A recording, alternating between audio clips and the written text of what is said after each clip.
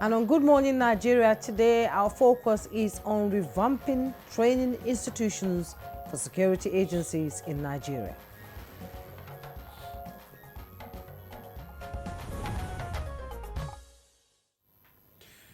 The National Economic Council has given the green light to President Bola Tinubu's plan to revamp training institutions for security agencies across Nigeria. That's right, Demola. It's all part of the president's broader vision of building a trillion-dollar economy, one that sees security not just as defense spending, but as a smart investment that drives growth.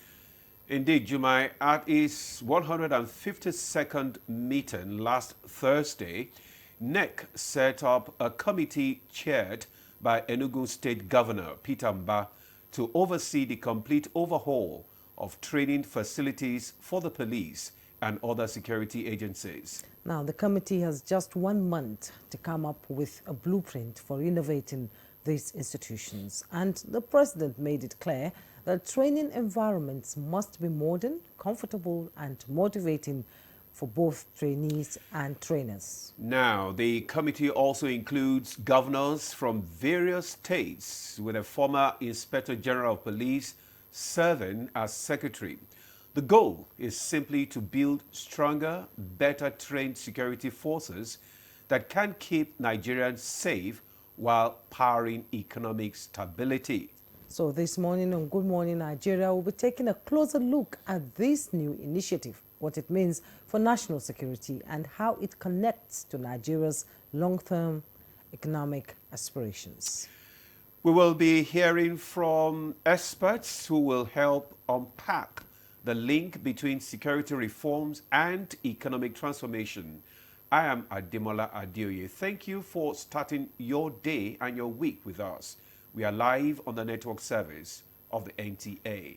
And I am Jumwa Yusuf, joining my Mr. Demola in welcoming you to the program. Chugudi Okolubaja will join us later for the newspaper review. But first, the headlines. Stella. Many believe that revamping security agencies training institutions in Nigeria is a timely and necessary move, especially considering the recent National Economic Council meeting. Key areas for revamping, according to findings, are curriculum development, infrastructure upgrade, instructor training, and community policing. Analysts are hopeful that the benefits of revamping training institutions range from enhanced security personnel capacity to address emerging threats, improved relationships between security agencies and communities, more effective response to security challenges, and contributing to national stability. The National Economic Council had recently endorsed President Bola Ahmed Tinubu's proposal for the overhaul and revamp of training institutions for security agencies nationwide. The president's proposal followed a presentation made to council by the Minister of Budget and Economic Planning, Senator Abubakar Atiku Bagudu, on the realization of President Tinubu's vision for a trillion-dollar economy, which also highlighted the necessity of investing more in security by the three tiers of government. At its meeting held at the Presidential Villa Abuja, NEC constituted a committee chaired by Enugu State Governor Peter Mba to oversee the process of overhaul of training institutions for security agencies across the country. The committee has a 1 month period to produce a blueprint for the renovation of training institutions for the Nigeria Police Force and sister agencies nationwide. Addressing members of the council, President Tinubu highlighted the need for government to fix training institutions and facilities for security agencies across the country, assuring that its administration would make concerted efforts to reverse the dilapidation in police training facilities nationwide. To further support this initiative, let's now join our guests for more insight. Very much, Timothy Yusuf, for that background report there. Now joining us in the studio for our conversation on revamping security agencies training institutions in Nigeria. First, let me introduce Etanabi Elemika. He's the professor of criminology. Prof, you are welcome to Good Morning Nigeria. Thank you. Good morning, Nigerians. Also joining us here in Abuja studio is, is a familiar face, Abutu Iyaro, sorry, is a retired Assistant Inspector General of Police and fellow National Defense College.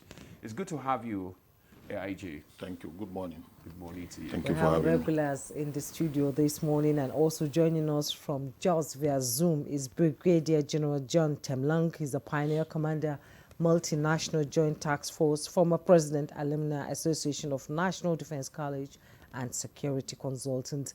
Glad to have you join us in the program. Thank you very much, Juma. Good morning, Nigeria.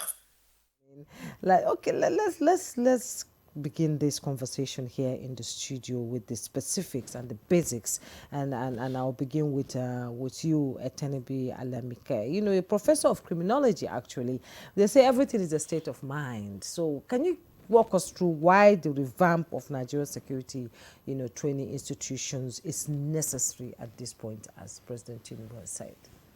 Well, I'm still not able to grasp what government is intending to do, because the assumption is that all other things are okay, but for training institutions.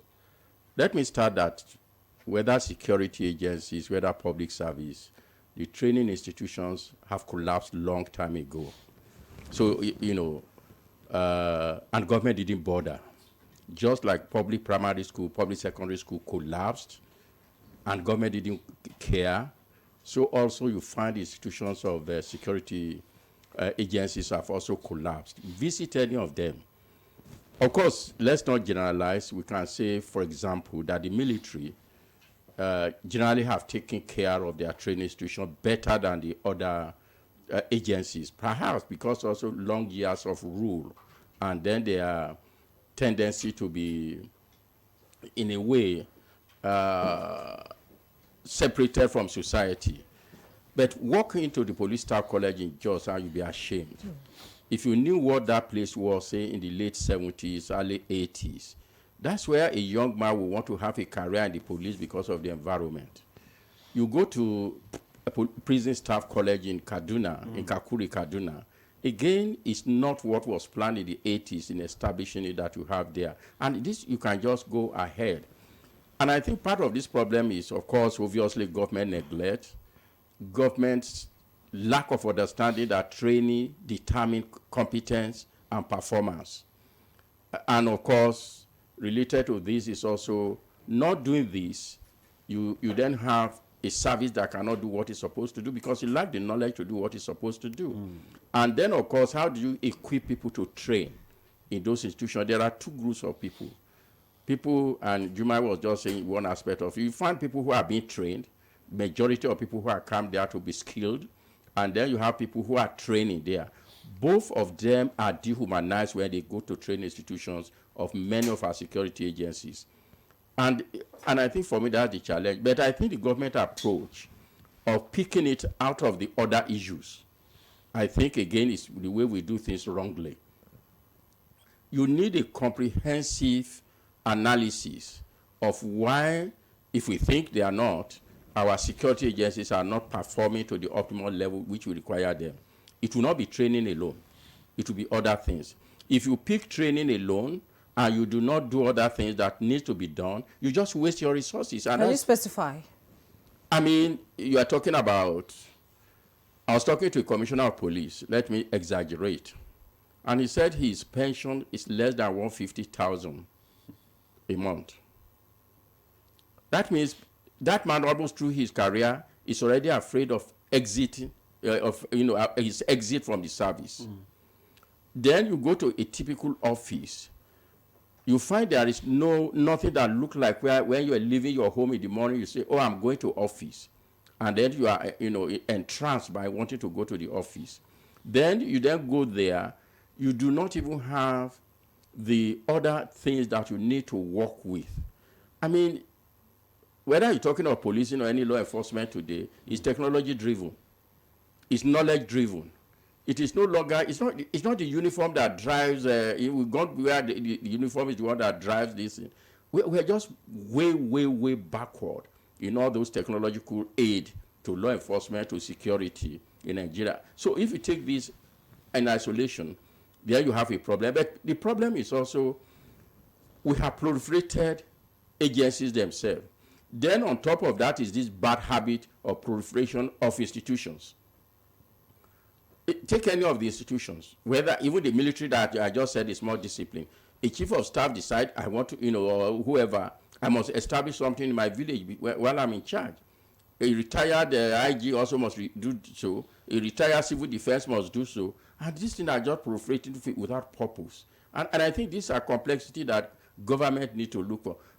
Just before I, yield to other people, even if you wanted to do that, the composition that I read in the newspaper were the wrong composition.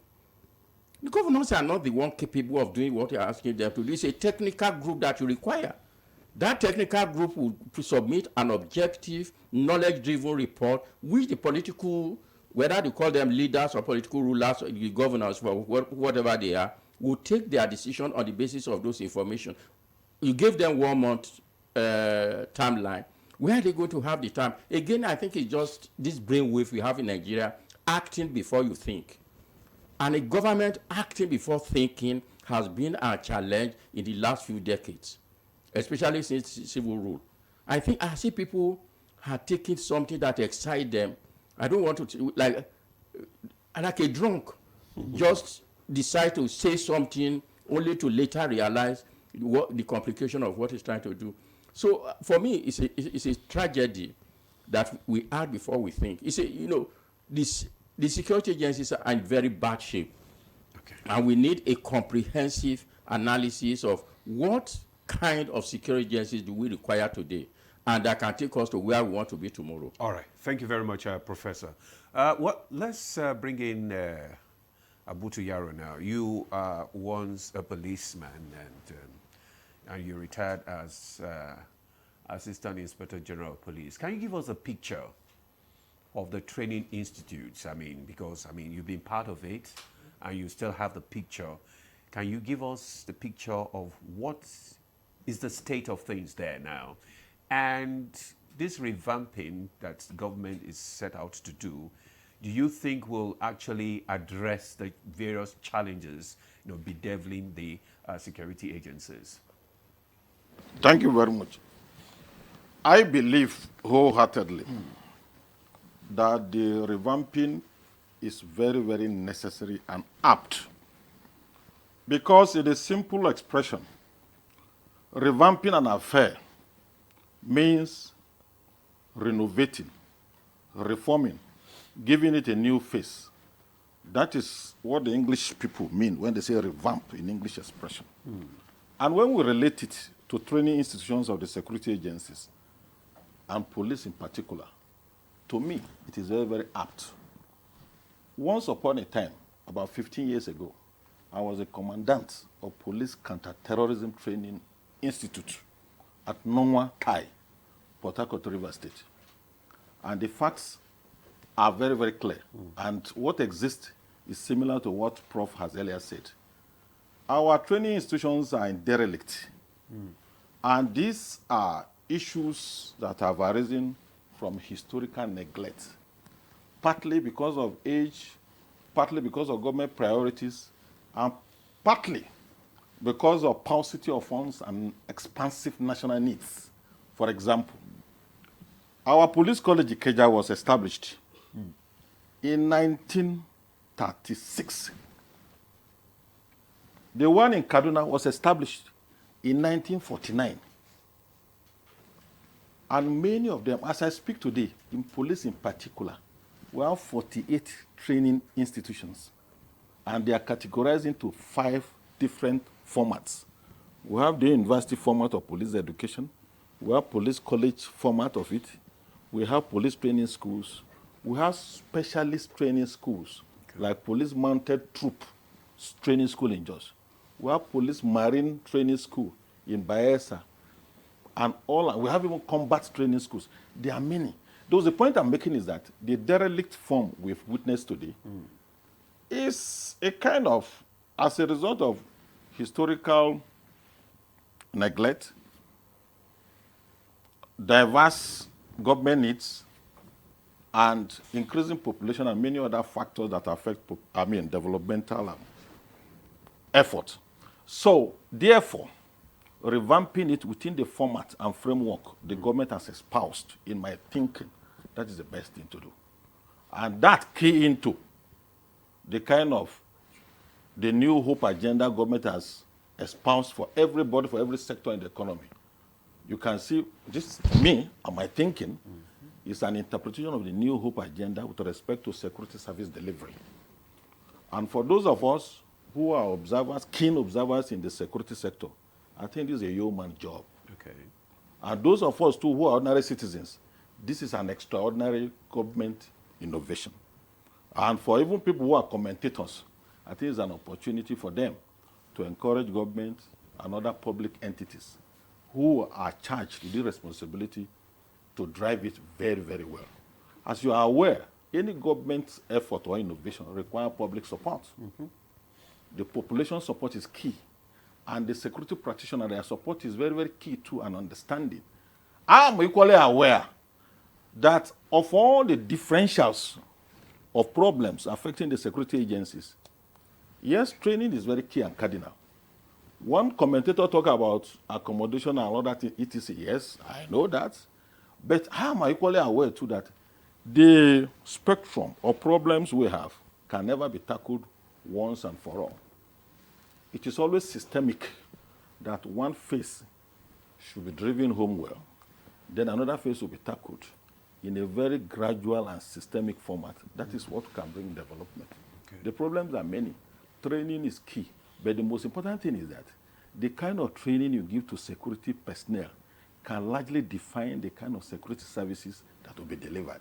Therefore, if government in its wisdom has decided in this way, I think that is the most important thing. Because if a mind is not properly trained for an assignment, any other thing provided is going to be mere perfidity, in my view. Training is key. Therefore, starting from there and involving governors is the most monumental aspect of this project, in the sense that most of the training schools are domiciled in geographical zones and localities that are within the prime seat of governors. And most of these governors, as we call them, particularly in the police, when we say Nigerian police, it's not meant to be defined as federal government police. Nigerian police means all the tiers of government of Nigeria, federal, state, local, and communities, are part of the ownership and part of the funding. Therefore, if a committee is set up involving governors, I think that's the best thing the government has done, because the funding is key, supervision is key, and everybody buying into the project is key, because it's not federal government police, it's Nigerian police. It belongs to the 732 local government we have. It belongs to the 36 states and FCT, and it belongs to the federal government as an entity. So everybody coming on board in this project, in my view, is the best way.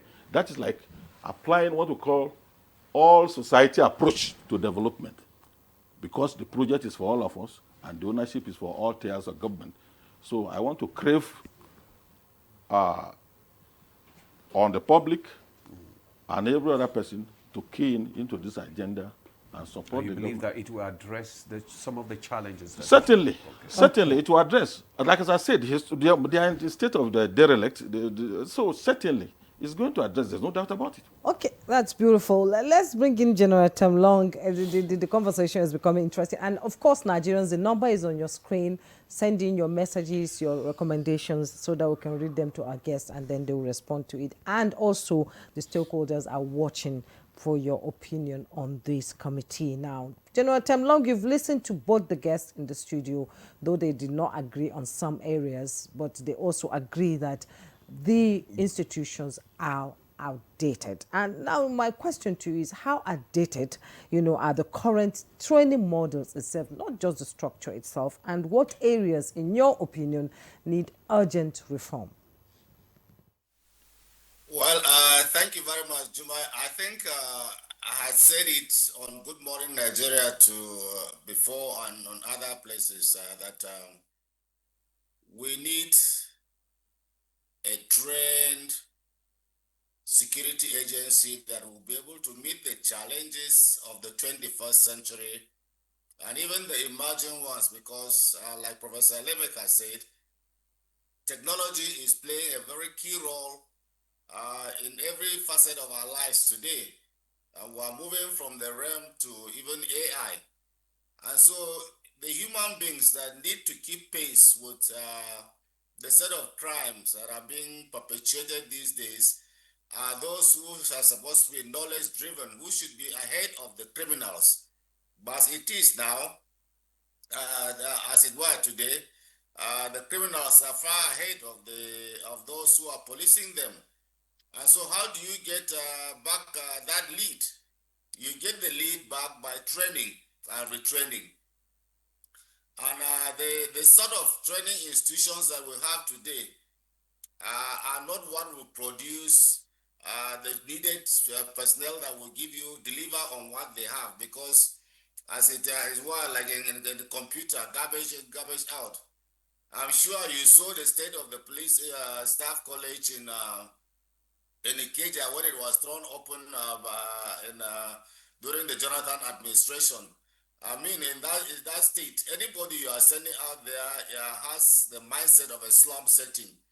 And so also are the other ones. Now, Professor Lemeka made mention of that because I know he has done a lot of work on the police reforms, which I'm privy to.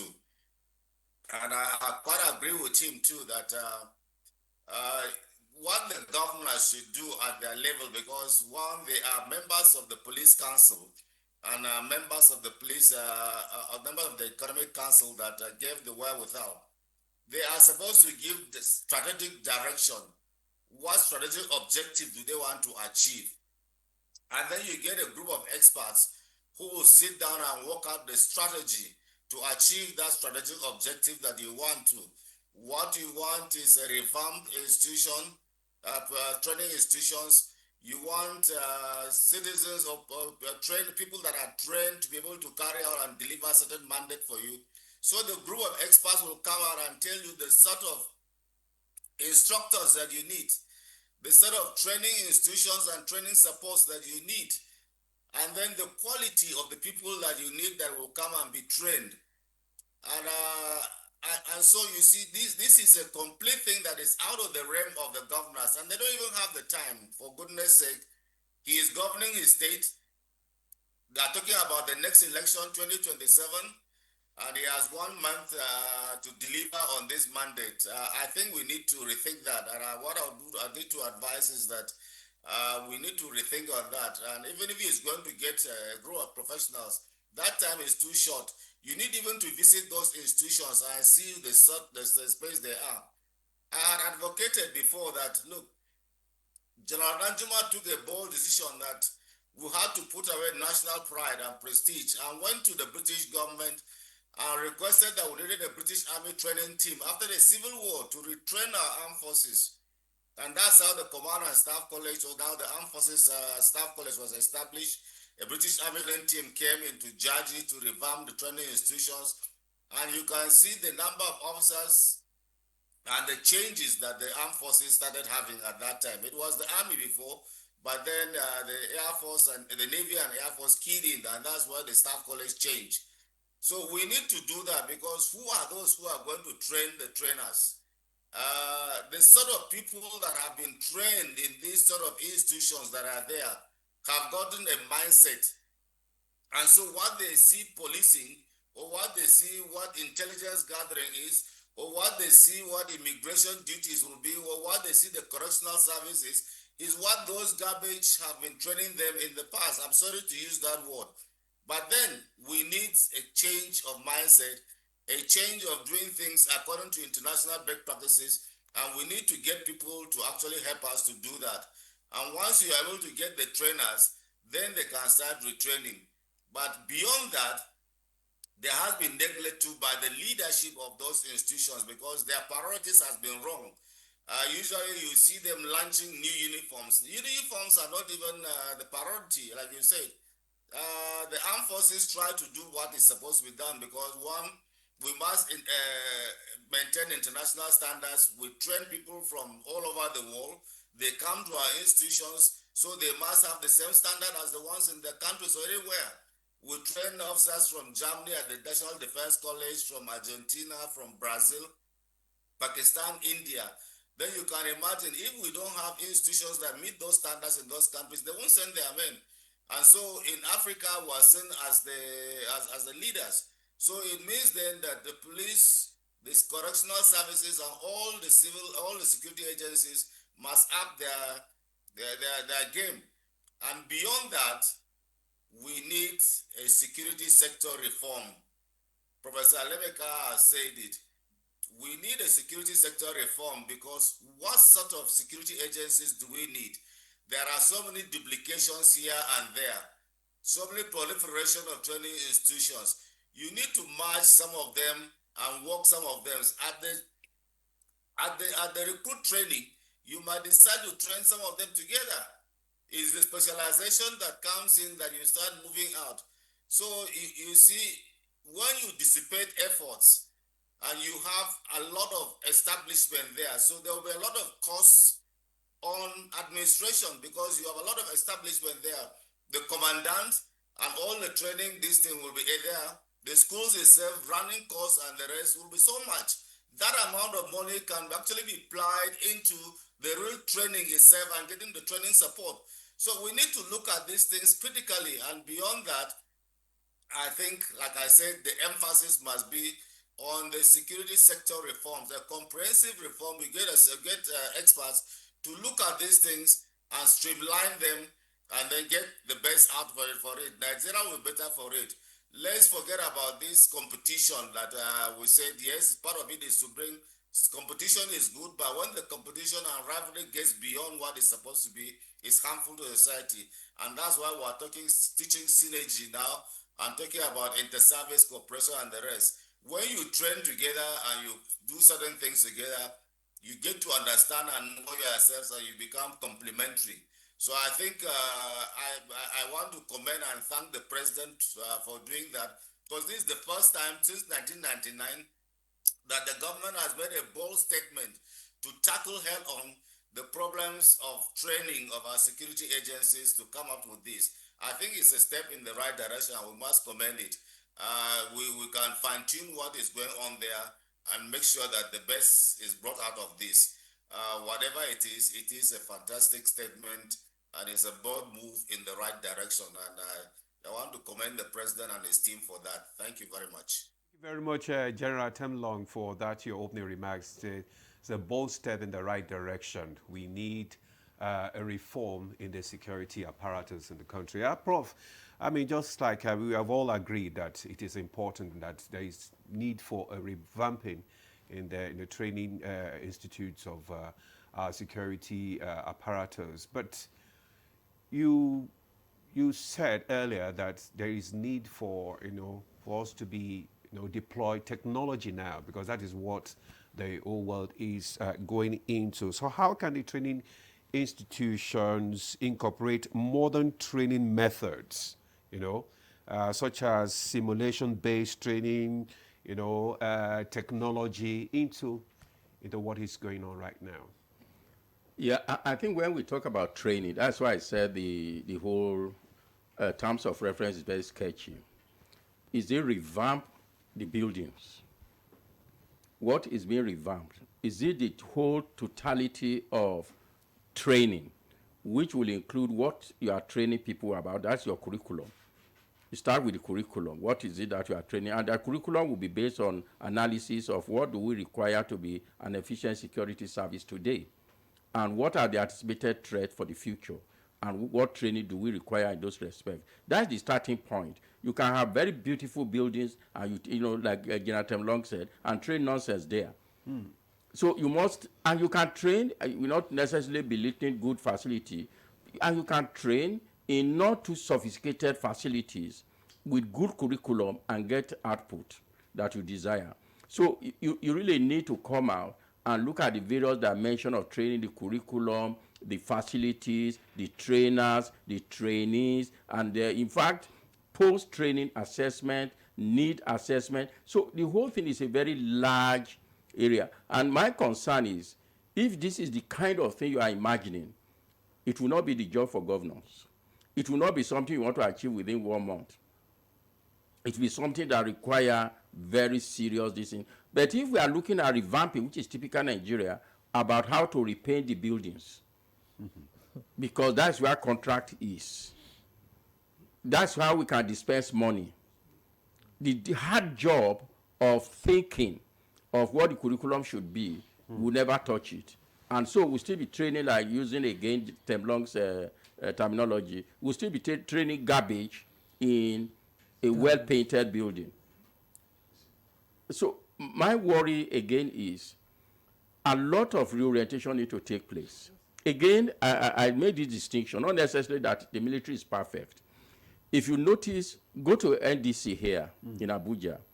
If an officer is posted to NDC, if he was walking with his hand down, he raises it because it's like, I have been recognized as one of the best to be a directing staff. If you know a police officer who was walking like this, you take him to staff college in Jos, which is the highest institution, he said, "Come down, I'm going for punishment."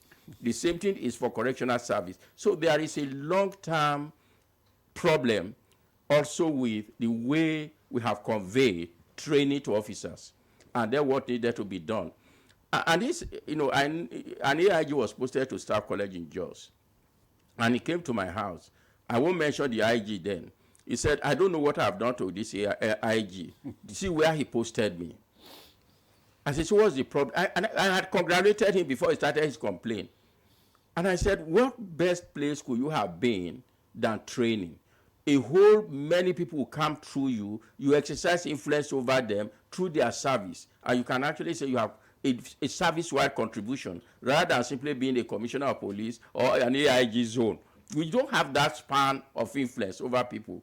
He started the complaint. I said, "What do you think you did to him?" "Oh," he said, "I remember the man was CSP and I was ASP. Maybe that's what his grudge is." And this is a practical experience, and AIG Abutu will confirm that. So the man is going there that I'm going to be punished. And it's not his fault. He goes to that place, there is nothing to work with. There is nothing that gives him a self-esteem. Basic facility that ought to be there is not there. Go to, like I said, military is not perfect. Go to, NDC here, or even go to Loa Usman National Institute for Security Studies. You find midway, there is a tea break, and all those things come, staff come. But of course, in Staff College Jos, which I know very well for over 4 decades, after the British assistant left in the early 80s, those things stopped. And there is, self-esteem in being posted there. So you must also include this in the training, in the whole training system of reorienting people. And I think General Temlong also mentioned AIG, the question is, we've trained people the wrong way in a very wrong environment. Meaning changing means that we have to look at what we are training people about, what skill we are giving to them, and the kind of environment which we give them.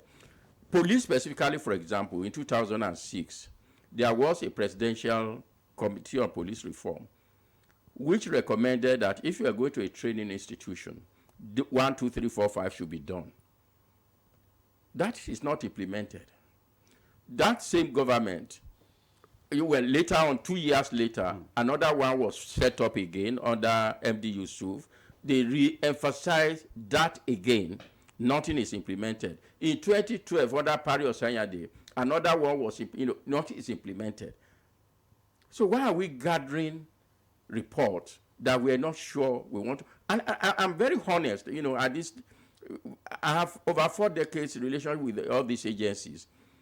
I will be surprised if the whole revamping is not repainting. I hope, Prof, you will not be surprised. I'll be happy if I'm faulted. Yes, if you're faulted. I'll be very glad if I'm faulted. I'm sure AIG will want to talk about that. General Talong has talked about a total overhaul of the security training schools and, security sector reform. He's also talking about streamlining it. And one aspect that he talked that interests me is training together to curb inter-agency rivalry. That means bringing the Air Force, the police, and all on the same platform, because there's that respect issue when it comes to, the military and the police. So if they can train together, what kind of outcome do you think we'll have? Thank you. We are going to have a more formidable outcome. In times past, and the Prof here knows, at our police staff colleges, programs of interagency training existed, particularly from the Nigerian Armed Forces, paramilitary agencies, and even West African security agencies used to send personnel for courses at police staff colleges. That was a formidable way of deepening interagency cooperation, and Prof witnessed it. Like Prof said before, how and why some of those kind of programs stopped after the British technical assistants left is a matter for further research. Now, coming back to the present effort of government, is formidable in the sense that the political will to effect a change of course of our security history exists by this presidential initiative. Why issues like this have never seen the light of the day in the past was largely because the political will of government was not really there. But we are lucky, or Nigeria is lucky today, to have a political class headed by the president and his team, determined to effect a change.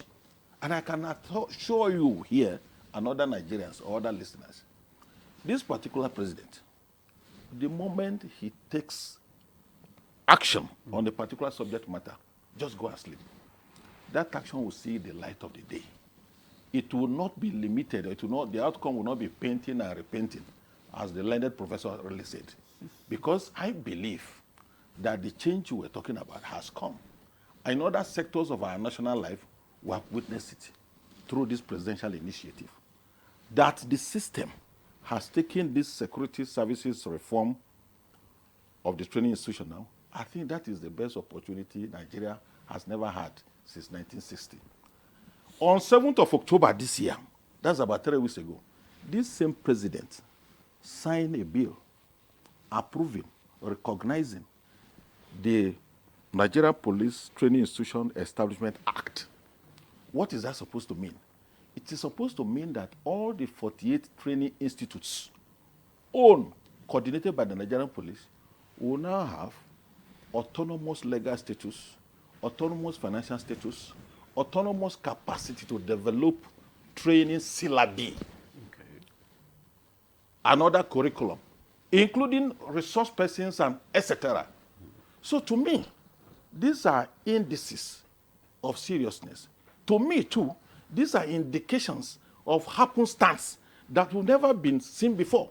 Some of us have been around security corridor of the government of Nigeria in the last 40 years, both as trainees, as participants, and now as stakeholder observers. We've never seen this in the last 40 years. And I believe that what we are talking about is not going to be a cosmetic innovation. It's going to be a fundamental innovation. The Establishment Act has been signed.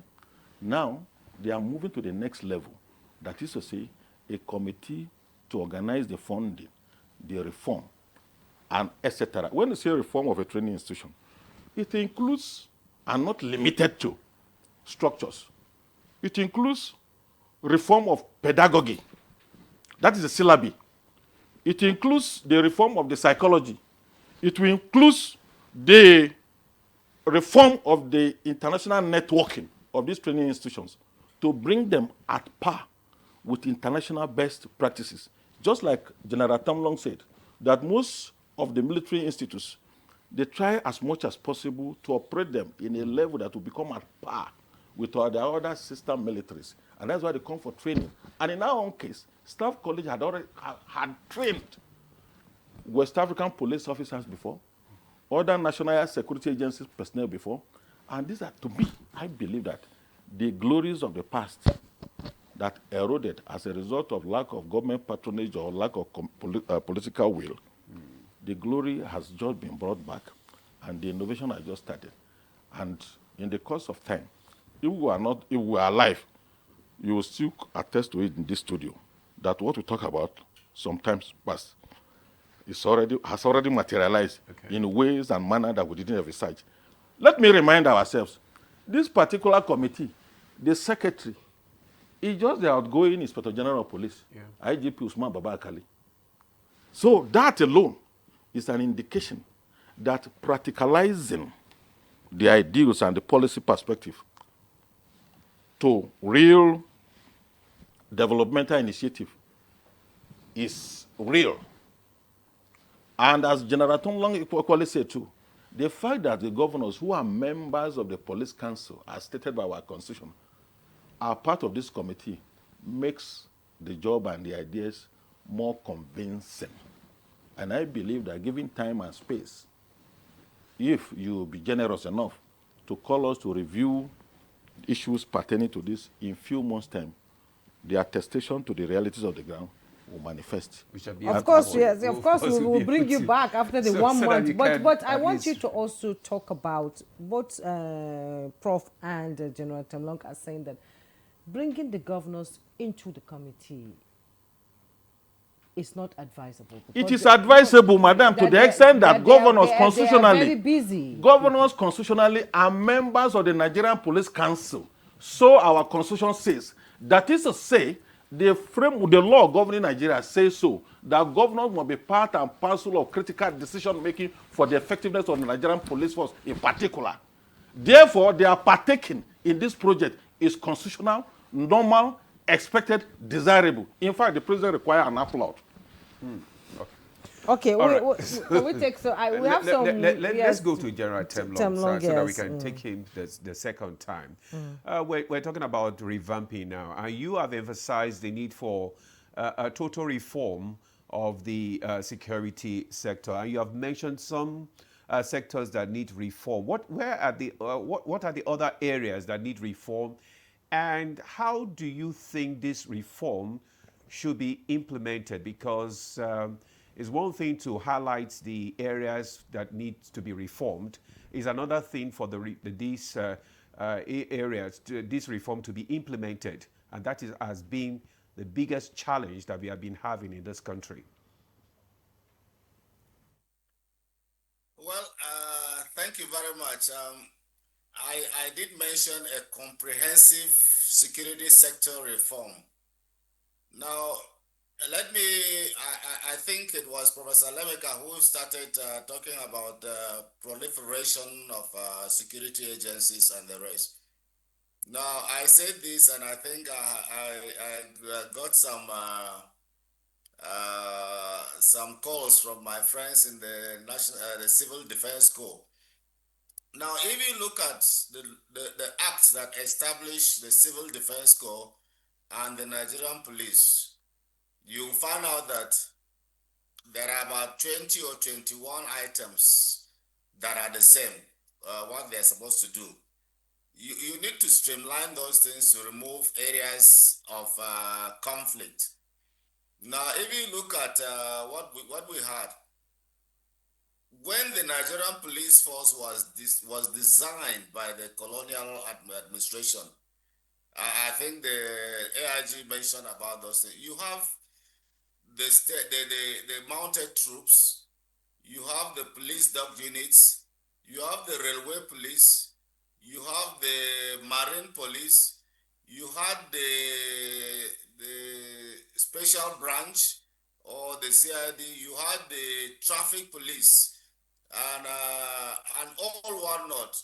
And then the mobile police force, which is supposed to be the kinetic force that is the bridge between the military and the police force. Now, all those things were designed to give a police a robust outlook that in every field of our security, they were there to do it. Over the line, apart from neglect, the lack of training, and probably even the leadership function from the police itself, got to a stage that the traffic police was virtually removed, and the Federal Road Safety Corps was formed. That is a whole bureaucracy that you have there. They have somebody who sits down like an IG and they replicated the police formations right down the line. The civil defense have the same sort of replication right down the line like the police. So you have two bureaucracies established there. Now you are talking about the marine police have not been very effective. The port authority police, the railway police have not been effective because the railway police was moribund before. The railway was moribund, so the police itself became moribund. So I think that one is being revamped. Now the Mopol, as it were, I think their school in Goza is not functional. I think they have established one around Nasarawa. I don't know whether it's as good as Goza, but any of those chaps who train in Goza and those days will tell you how effective and tough the training in Goza were. I tell you, I was in Cameroon as a military attaché, and the stories about the Nigerian police mobile force was something fantastic, because some of them were in Nigeria when Southern Cameroon went back to be with Cameroon. And so those ones went back, and the gendarmeries couldn't match them. The gendarmeries were so afraid of them because they were well trained and so professional that the gendarmerie couldn't. But today it's not the same. So you need all those ones to look at this. Look, the kinetic force of the police itself needs to be put up in place in such a way that they used to call them anti-riot force too and the rest. Today you see. Okay. Okay, I think. Yeah, the network just went off. Yes, and well, okay, we'll return to him when the network improves. But before I get to Prof now, let's read some of the messages that came in and from our viewers. Let me start with SK Lawson from Lokoja. He said, "Good morning. The process of revamping security agencies training institutions should be tied to budgeting by the respective agencies, a situation whereby resources are allocated to the instructors at the discretion of the respected heads of the agency is partly responsible for the decay of training institutions. Training institutions should be encouraged to present elaborate budgets for the revamping of their facilities and programs, with close monitoring by the agency alongside oversight by the National Assembly." And Abatijani said, "Good morning, Nigeria. Revamping the security training institutions is a welcome development. I also want to recommend that a new crop of police be created. Police that is for all, as the retired AIG said, and not just for the rich and influentials. Let's have a new policing where all can be proud." That's from Abatijani. And that one said, "Please, you should not forget about commitment too. One can be trained, but it is hopeless if he's not committed to the job. Sacrifice is key." And Fanny from Makudi, Benue State said, "Let's hope and pray it works out, not just political talks, because it's time Nigeria strengthens her security from the roots.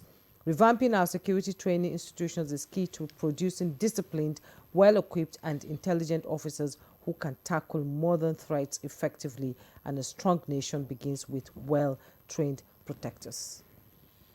Well, I think these are good comments. They speak to different dimensions of what needs to be done if you're trying to revamp. I actually don't like the word revamp. Reform. It's not fundamental. Revamp just looks like, just coating of something. So I think they are good comments. Let me just emphasize 2 points, because we're also trying to get good points of what can be done here. Yeah. And I think General Temlong had raised one important issue about joint training. Our discussion already is being dominated by the police, which tells us the centrality of the Nigeria police force, not just at the lead agencies. And no matter whatever you do, it will constitute the cornerstone of day-to-day security service delivery in Nigeria. We should not take that away. But having said that, we should not also forget, when they say security training institution, we're talking about 24 institutions. 48, he said. No, not the police alone. You are talking security. You are talking immigration. You're talking of customs. You're talking correctional service. You're talking of fire service. You are talking of road safety. Civil defense. Yes. DSS. The armed forces and all the rest of them. So we're not talking about small number of organizations. That's why I said, until we see the TOR, It's very complex. Just that alone meant it's not a work for 1 month. But the important point I've made several, even in this studio, is that joint training might just be the beginning of what can transform this country. And what does that need to do? The basic structure of security is in the lower cadre. You recruit them. It's not the IG, it's not this and that. If you recruit them, most training takes 6 months. Most of the basic recruit training takes 6 months. Why is it that the police need to wait for 4 years and beg the president before they say you can employ 10,000 people? When you know that every year, not less than 20,000 people exit the police. Why can't we have a budget line, for example, that already established that every year this average number of people will be recruited? These resources made available by April. By June, you finish. By December, these people are graduating. You do the same thing for custom. You do the same thing for immigration. It means these people can come together in clusters of training. And you can have modules. When a module is focusing on the police, immigration can follow their own, and then civil defense can follow their own. Then they come to general module. By the time they graduate, they are one officer with different functions. But when we train them from the beginning that they are different, why are we surprised that they have conflict in the field? That's true. So I think that point is very important. I've made that point. The government must make sure it has a budget line that annual recruitment is no longer by prerogative or compassion of the president. And I don't know why it's so difficult. Say an average in 2026, we are going to hire, 6,000 recruits. It's already in the budget. IG can start and the PSC can start the process in January. And I think we need to do that, and we can train them together. At some other point, there are various other points where they can be trained. The military, again, Jaji, actually does a lot of good things in that respect. Or some officers actually go for some training in Jaji, and train with the military. And I think they do it at a very good level. But we need to do that for example, in the Israeli army, most of them are trained together at the entry point. You just know the services you are going to at the end of your distance. So we train together. And I think it's a very important thing, which I think the government should take away from some of this discussion. Now, coming to the issue of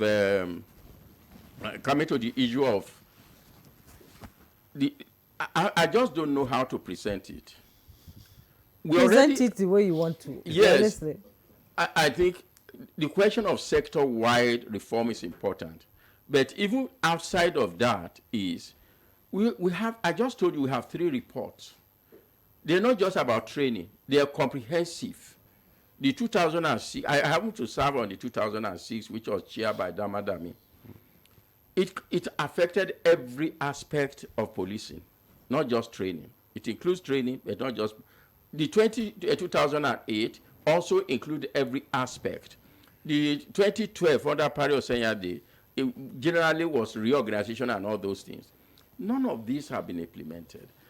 I train more on the impact. I don't have the privilege that my brother has of personalities, but I analyze from structures. Nigerian structure of decision making has not changed. Whether Buhari, Tinubu, or Jonathan, it's still the same structure. So would you recommend that they refer to those reports before moving ahead with what they're doing? No, because that one is limited to police. Okay. They should take those information as part of the information required. Okay. But they are dealing with all, that's why they reminded us that we're probably dealing with about 24 institutions where we say security. And you ask people to revamp their institutions overnight or what is required, they won't even be able to visit them within 1 month. And that is what gives me concern. At what depth is this revamping? What scope is the revamping if it was limited to 1 year, to 1 month? Then, of course, funding. Again, I know there's a confusion. I don't know the stage now. I think the last span of Police Trust Fund is ending. If it has not ended. I'm not hearing whether it's being renewed or it's not going to be renewed. So they're actually structured on the ground. So I don't believe in this buying new garments every time you have an occasion. Okay. Some old garments, can be washed and then be reused. Because I think that's where we waste our resources. Yes. Okay, thank you very much, Prof. What debt and what, all that I think will be revealed at the end of the committee's meeting. We will take a break now. When we come back, we'll take some of the comments that have been sent so that our guest can respond to them. Stay with us. Thanks for staying with us. You're still on to Good Morning Nigeria on the network service of the NTA. We're still discussing revamping security agencies training institutions, and our guests are still here with us. We have some comments and questions from some of our viewers, which we read some out earlier. I have some here which I will quickly read out so that our guests can respond to some of them. This one is from High Chief Onijogun Abiodun from Ekiti State. It says revamping security agencies training institutions means overhauling how personnel are trained, equipped, and managed so they can effectively handle modern security challenges such as terrorism, cybercrime, banditry, and civil unrest. Here is a structured guide on how to revamp. 1. Curriculum modernization. Outdated curricula must be replaced with modern intelligence-driven content. The second one is from Okechukwu Okore. He said, patriotism and professionalism is the key. All promotions should be on merit. This one is from Bida. Bida is from Kaduna. He said, I would have appreciated if a representative of the Nigerian Correctional Service joined you there. The state of training institution is very saddening. This is from Oduayo Ajagbe. He said, my question is that what steps will be taken to address potential challenges or resistance to change? And finally, this from Ado Gwaram from Jigawa State. He said, good morning, Nigeria.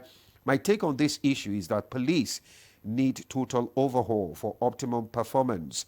Revamping training institutes should be one aspect of the needed reform, in addition to police welfare, equipment, societal perception, etc.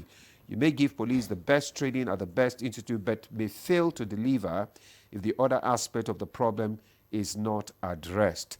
Look at the outcry about police pension things. Yes, I have one before we go to him. Yes, Abdul Ibrahim Yaji is writing from Lafia, Nasarawa City State.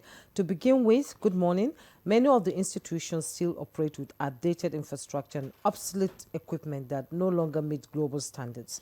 Government and relevant stakeholders should invest in modern technology, including digital simulation tools, surveillance systems, cybersecurity labs, and intelligence gathering equipment to prepare officers for the realities of contemporary security threats.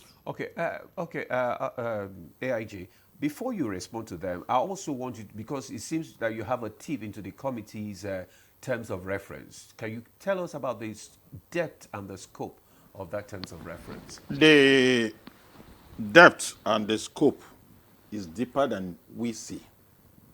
And essentially, it is designed to analyze, identify critical infrastructural gaps, critical manpower recruitment and reorientation gap, and critical gaps in terms of networking with similar training institutions, particularly in West African sub-region and Africa. And the essence of this assignment is to ensure that within the next 5 years, there should be a remarkable turnaround in the fortunes of these training institutions. I agree that the decadence of nearly 100 years, 70 years, can never be remedied overnight, like as I told you before. The Police College Ikeja came into existence in 1936. The one in Kaduna in 1949. And when you go there, these are our primary training institutions for internal security organizations. The decadence and the decay there is deep, but certainly remedial action has to start. I must remind ourselves too, if you go to Ikeja, that's our police college there. Between 1950 and 1970, all recruits of internal security agencies, they train there. The customs recruits, the immigration, the prisons, fire service, everybody trained at Ikeja. That was our national security training basic school. So the issue of interagency training has always been there, and it was bequeathed to us by our colonial masters. And our political overlords, in the first 20 years of our independence, they follow suit. Look around the Keja Police College. That road you see there from the airport, you people call airport road or Bankantoni way now, it passes through the center of Police College Keja. That is why, as I speak, you go there, you see the police training area, you see custom area, you see still immigration area. It passes through the center of that college. It means that originally it was designed to train everybody, and it performed that function until after the Civil War. So the point we are making is that since this government has innovated this concept, we are going to, or they are expected to, do the needful to ensure that all other internal security agencies will go back to the drawing board with respect to our training program in that police college, because that was our nucleus training ground. And from where we understood ourselves better. Do I need to remind you that even Cameroon, Sierra Leone, were sending police recruits to us to train there. So we can still do it. So those who are suggesting many things, certainly those things you are suggesting are part of the issues in consideration. Okay. As we begin to round up the conversation, let me bring in General Temlong back into this conversation. I hope his network is better. General Temlong, sorry we lost you there earlier. You know, you've listened to the messages that came in from our viewers, and I'd also like you to talk about, you know, we can't do this alone, you know, and to what extent should the international partnership play a role in revamping training here in Nigeria? Thank you very much, Juma. I think, like I said, we definitely need international partnership. Let's be frank. We need that. We need to get back to the philosophy of security and policing, especially. If you look at what is happening, there are in some states, these vigilantes even mount roadblocks. And if you see the outlook and what they do is exactly like what the police do. In fact, it's very unfortunate. So you see, even the ordinary chap sees policing the way it is now, beyond what policing is supposed to be. And we're talking about the policing because it is the one that is very visible and is the lead agency in internal security operations. So we need that so that a reorientation can happen, and then we're able to look at what is supposed to be. Beyond that, I was talking about a comprehensive reform.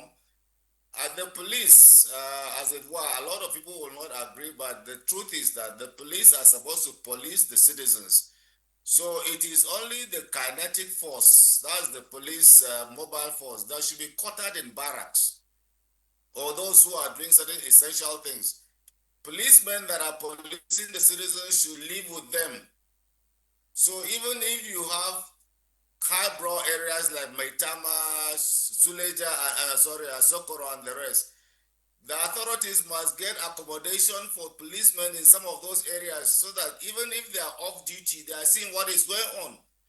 You don't have to be in uniform coming around to be seen. They are there policing.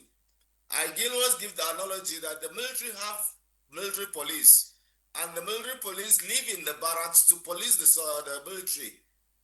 They don't live outside the barracks to police the military. So let the police live within the people and police us. Like if you go to USA, you go to Britain and all whatnot, you will never see any barracks say that these are police barracks. They live with the citizens and they know what is going on, and they see those who are living questionable lives and start putting this thing on them. The gentleman who asked that there will be resistance to change. Yes, change is a constant. It's the only thing that is a constant, and people will resist. Even you yourself, human beings, once the weather changes, you catch a cold or your body starts showing something, but it doesn't stop the weather from changing. Right now, around Jos and up north, we started feeling the scourge of Hamatan, dry winds have started coming in. A lot of people are coming down with cold, but it will not stop the Hamatan from coming. So let them resist. It will not stop the change from coming. those who stand in the way and are getting this, they will be shown the way out. So I believe that the proper thing is that it must be done. And so we have to actually go ahead and carry out this revamping.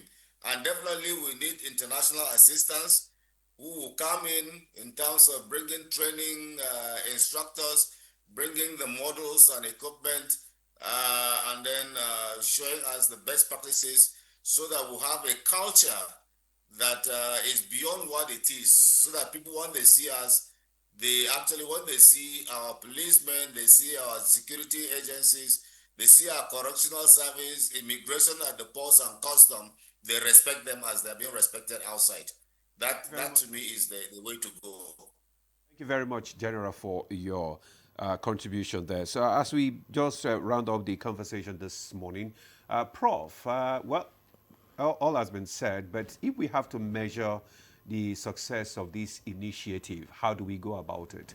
In just 1 minute, please. Yeah, I think the AIG retire was trying to give us the terms of reference. I would want to see the terms of reference. I hope it become public at some point, and then see how the recommendation matches. Recommendation will match those, you know, the TOR, the terms of reference, and then what is done.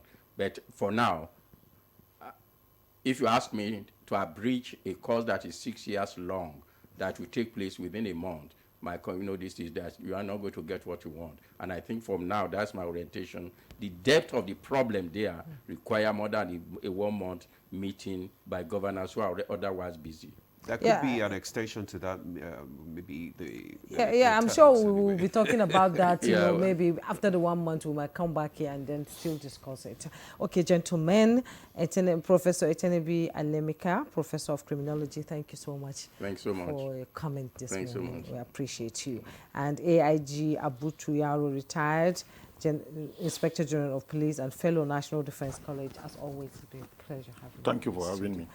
Brigadier General John Temlang, Pioneer Commander, Multinational Joint Task Force, former President Alumni Association of National Defense College and Security Consultant. We appreciate you as always as you join us on Good Morning Nigeria. We hope to see you live in the studio some other time. You started battling with the... Always my pleasure. Thank you very much, and for seeing my friend Alemeka too after a long time. So much. And that's Good Morning Nigeria for today. We hope you enjoyed the program, and we also appreciate those who send their messages and comments. We appreciate you. Join us tomorrow for another edition. I am Joma Yusuf. And I'm Ademola Adeoye. Thank you for watching. Enjoy the rest of your day.